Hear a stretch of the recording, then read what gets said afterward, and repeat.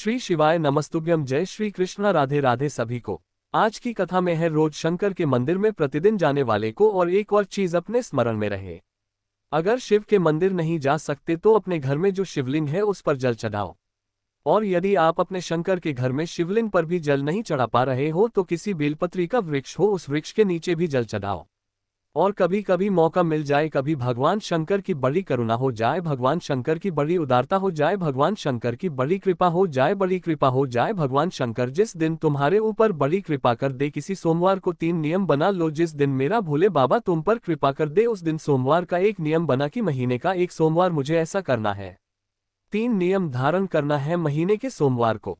पहला, सुबहेरे जाकर शंकर भगवान को 1 लोटा जल चढ़ाना है।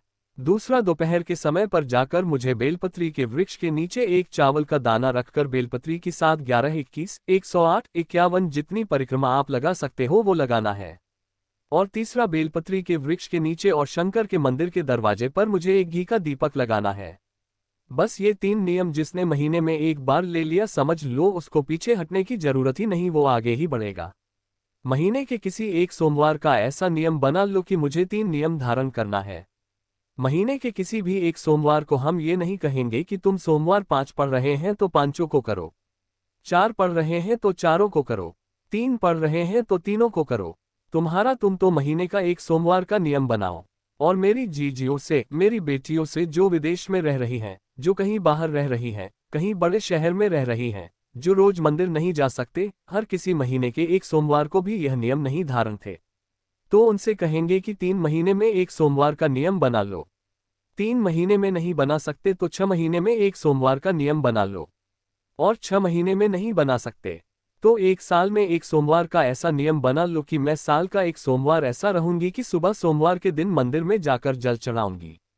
दोपहर में जाकर बाबा को 1 अक्षत का दाना रखकर, अक्षत का मतलब है कि बाबा मेरी दिनों दिन उन्नति करना।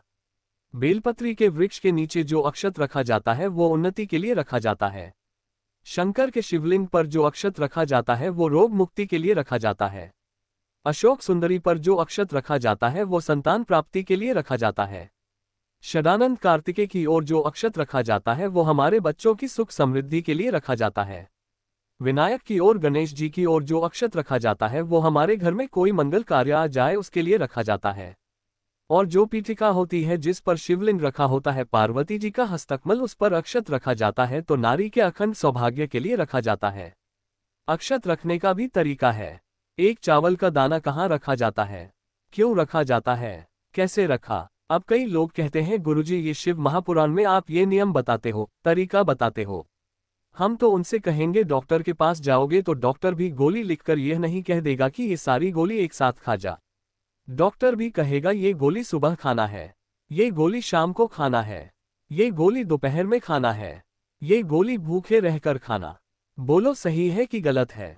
ये रात्रि को खाना खाने के बाद खा लेना, ये खाना खाने के पहले, ये नाश्ते के पहले। और सुनो ये दवाई, ये वाली पीछे वाली जो दवाई लो ना इसको दूध से लेना, ये वाली जो दवाई लो ना इसको पानी से लेना।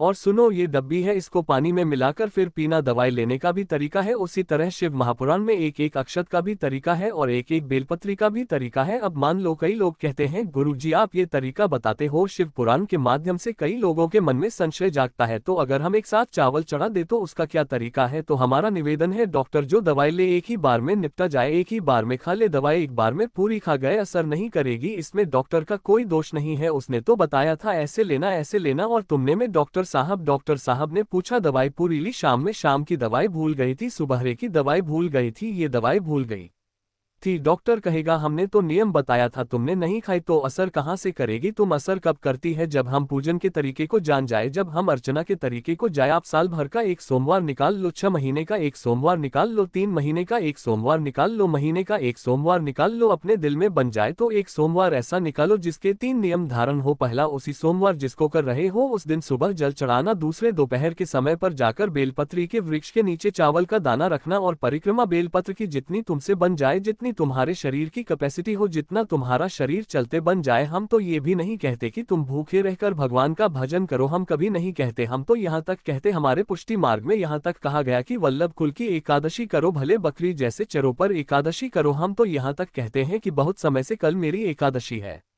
एकादशी है। एकादशी है, एकादशी है, पूरे घर को हिलाकर रख दिया। एकादशी है, एकादशी एकादशी है। बहू टेंशन में, बेटा डिप्रेशन में, पति पपीता लाला के सेब फल, लाला के मूंगफली का दाना, लाला के काजू कतली, लाला के सेब फल, लाला के और सारा सामान, साबूदाना और खिचड़ी और नाग चिप्स, ना जाने क्या क्या। लाला के बेचारा पति, एकादशी आती है वो नौमी से चिंता में पड़ जाता है। हम तो ये भी नहीं कहते कि तुम व्रत बहुत भारी करो, तुम व्रत उपवास भी बहुत बहुत टेंशन वाला करो ना। ना अपने को व्रत उपवास भी इतना बहुत बहुत भूखे रह रहे हो, बहुत प्यासे रह रहे हो और मालूम पड़े कि भगवान हमें मिलेगा, भगवान हमें मिलेगा। भगवान कहता है कि देख भाई, मैं भी भूखा नहीं रहता, तू भी भूखा मत रह, मैं भी चकाचक रहता हूँ, तू भी चकाचक करे, मैं भी अपने। और भगवान शंकर तो ये भी कहते हैं कि अपना परिवार भी मत छोड़ो, मेरे पास में पार्वती भी एक ही देवता है जो भी फैमिली मंदिर में बैठता है। शंकर जी है तो पार्वती जी है तो गणेश जी है तो कार्तिकेय जी है तो नंदी है, सब मंदिर के अंदर चाहिए शंकर भगवान अपने पूरे परिवार के साथ। शंकर जी तो ये कहते हैं अकेले तुम क्यों रहते हो। शिव जी की एक बात अपने ध्यान में रखना, कितनी सुंदर बात है, शंकर भगवान की बहुत ध्यान में रखिएगा। आप जोहरी नहीं हो, हीरे को नहीं परख सकते, हम भी जोहरी नहीं है, हम हीरा को नहीं समझ सकते, पर भगवान शंकर ने पृथ्वी पर जिसको जन्म दिया उसको जोहरी बनाकर पैदा किया है, उसको जोहरी बनाकर भेजा है कि आप भले हीरा को नहीं समझो चलेगा, पर अपने नजदीक में कोई दुखी है तो उसकी पीड़ा को जरूर समझना। भगवान शंकर कहते हैं उसकी पीड़ा का स्मरण होता है। हीरा को समझो ना समझो पर पीड़ा को जरूर समझिए, किसी के दर्द को जरूर समझिए, किसी के दुख को जरूर समझिए, किसी की तकलीफों को जरूर समझ। पशुपतिनाथ का व्रत करते हो आप, 16 सोमवार का व्रत करते हो आप, संकट सोमवार का व्रत करते हो आप, शिवरात्रि का व्रत करते हो कि अष्टमी का व्रत करते हो, उन व्रतों में सारे व्रत करो, मना नहीं है, पर उस व्रत में अपना पूर्ण समर्पण परमात्मा के प्रति रखो। केवल खाना छोड़ा है, अन्न छोड़ा है, भोजन छोड़ा है और दिन में सुबह से लेकर शाम तक 2-3 बार तुमने कुछ ना कुछ पाया है, वो व्रत हो सकता है आपकी दृष्टि में, पर हमारी दृष्टि में व्रत कौन सा है। शिव महापुराण की कथा कहती है कि सुबहेरे आपका व्रत चालू हुआ, दूसरे दिन ब्रह्म मुहूर्त तक जो आपका व्रत आपने रखा है, भगवान का जो व्रत कर रहे हो, उस व्रत में एक बात अपने अंदर उतार कर रखो कि इस दिन मैं अपने मोबाइल का त्याग करती हूँ, पूरे दिन मैं मैसेज नहीं पाऊंगी, मैं देखूंगी नहीं, मैं अपशब्द नहीं कहूंगी, मैं जानूंगी नहीं। दूसरा, आज के दिन मेरा व्रत है, आज 1 महीने में, 15 दिन में, 2 दिन में, 20 दिन में मैंने अगर किसी से भी अपशब्द कहा होगा, आड़ा टेढ़ा कहा होगा, तो सबसे पहले आज व्रत वाले दिन मैं उसको सॉरी कहूंगी, क्षमा मांगूंगी और अपने हृदय से लगाने का प्रयास करूंगी। व्रत है। व्रत का तीसरा अंश, आज मेरा व्रत है, मैं आज के दिन किसी को भी अपशब्द नहीं बोलूंगी, किसी के लिए आड़ा तड़ा नहीं बोलूंगा, आज जितना बन सकेगा मैं सात्विक जीवन जीऊंगा। चौथा, आज मेरा व्रत है, आज के दिन मैं झूठ नहीं बोलूंगी, ना झूठ बोलूंगा सुबह से लेकर शाम तक। और पांचवा, आज व्रत वाला दिन है, जितना फलार मैं करूंगी उसका पैसा जोड़ूंगी कि 15 रुपए का मैंने साबूदाना खाया, 1 रुपया का बटाटा खाया, ये खाया वो खाया, सारा हिसाब लगाकर 5 5 6 0 7 0 जितने होते हैं उसमें से एक अंश निकालकर मैं उसका एक भाग किसी गौशाला में जाकर गाय को चारा जरूर दूंगा। आपका व्रत, आपकी साधना, आपका तप, आपका बल आप कैसा कर रहे हैं। केवल भूखे रहने पर भगवत पद की प्राप्ति नहीं होती। शिव महापुराण की कथा कहती है कि भूखे रहने से भगवान की प्राप्ति नहीं होती। शिव पुराण की कथा कहती है भगवान को पाने की भूख बढ़ाने से भगवान की प्राप्ति होती है। भीतर से परमात्मा को पाने की भूख बढ़ाए, भगवान को पाने की भूख बढ़ाओ। भीतर से व्रत करो, मना नहीं, तप करो, मना नहीं, साधना करो, मना नहीं करो, तप साधना में व्रत में परमात्मा को पाने की ललकता हो आपके भीतर, भगवान को पाने की ललकता हो आपके भीतर, भगवत पद को पाने की ललकता हो आपके भीतर, तो भगवान महापुराण की कथा एक बड़ी सुंदर बात कहती है। व्रत आप करते हो, उपवास आप करते हो, नियम आप लेते हो, पूरा किसको करना पड़ता है?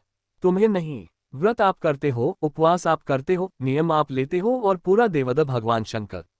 बस इतना जरूर याद रखें कि जैसे कुछ प्राप्त हो भी गया तो शिव को धन्यवाद देकर शंकर के दरवाजे पर जाते रहना, ये हमारा कर्तव्य है। एक बहन जी ने पत्र लिखा था कल, उस पत्र में बहन जी ने लिखा कि शिव महापुराण तप का मतलब क्या होता है। चलिए उपवास का मतलब बताओ। खाना छोड़ देना व्रत नहीं है, दूसरे का धन छुड़ाकर खाना छोड़ देना व्रत है। शिक्षा दे देना, किसी को चिकित्सा की जरूरत है, उसकी चिकित्सा में थोड़ा सा धन लगा देना, कोई रोते हुए की आंख के आंसुओं को पोंछ देना, किसी के दुख में खड़े होकर उसको खुशियां प्रदान कर देना, ये दुनिया का सबसे बड़ा व्रत है, सबसे बड़ी साधना, सबसे बड़ा। मन साफ है तो सारी गलतियां माफ है, और अगर मन ही साफ नहीं है तो गलती कौन माफ करेगा भाई। हम भी तो अपनी जिंदगी में एक नियम बना सकते हैं कि मैं श्री शिवाय नमस्तुभ्यम का जाप करूंगी। मेरी कॉलोनी में कोई शंकर जी का मंदिर है। हम 5-10 महिलाएं प्रत्येक सोमवार को 10 मिनट बैठे, शाम के समय प्रदोष काल में 6 बजे 6:30 बजे बैठेंगे। पौने बजे 15 मिनट बाद उठ जाएंगे। श्री शिवाय नमस्तुभ्यम का जाप करेंगे। शंकर जी को भोग लगाएंगे। अगर एक हफ्ते में 5 सोमवार पढ़ते हैं तो 5 महिलाएं अपना नियम बना ले कि आज का प्रसाद थोड़ा सा कुछ भी शक्कर, खड़ी शक्कर कुछ भी मैं ले आऊंगी, मां भोग लगाएंगे। अपन पांचों मिलकर श्री शिवाय नमस्तुभ्यम हम जपेंगे, प्रसाद बांट देंगे, अपने घर चले। ज्यादा ढोंग प्रपंच नहीं, दिखावा नहीं, कोई एक नियम। हमारे नजदीक में शंकर जी का मंदिर है। हफ्ते में एक बार नियम बनाएंगे, उस मंदिर में सफाई करेंगे। हफ्ते में एक बार नियम बनाएंगे, अपने नजदीक के शंकर के मंदिर को साफ करेंगे, क्लीन करेंगे। एक नियम अपने अंदर बनाओ शिव के प्रति। अपने भीतर जब हम नियम बना लेते हैं कि श्री शिवाय नमस्तुभ्यम जपना है, शिव को एक लोटा जल चढ़ाना है, शंकर की आराधना करना है, तो शिव हमारे लिए भी कोई ना कोई नियम जरूर बनाते हैं और हमारा कल्याण जरूर करते हैं। एक नियम, इस कथा को सुना तुम्हारे पति को फल प्राप्त होगा। कलिकाल में संसार में जो शिव महापुराण की कथा को सुनता है, श्रवण करता है, करवाता है, बात सुनता है, वो जितने जीव इस कथा को श्रवण करने आते हैं, केवल उनका ही नहीं, उनकी 71 पीढ़ी का कल्याण। शिव पुराण की कथा लंबी बाती का प्रमाण अलग होता है। लंबी बाती क्यों लगाई जाती है? भगवान के मंदिर में दीप में देवियों की पूजन में लक्ष्मी की वृद्धि के लिए कौन से देवता के यहाँ लंबी बत्ती लगती है और कौन से देवता के यहाँ गोल बत्ती लगती है, उसका भी प्रमाण वर्णन। किसी देवी की पूजन करो तो लंबी बत्ती आती है, कुल देवता की पूजन करो तो लंबी बत्ती आती है।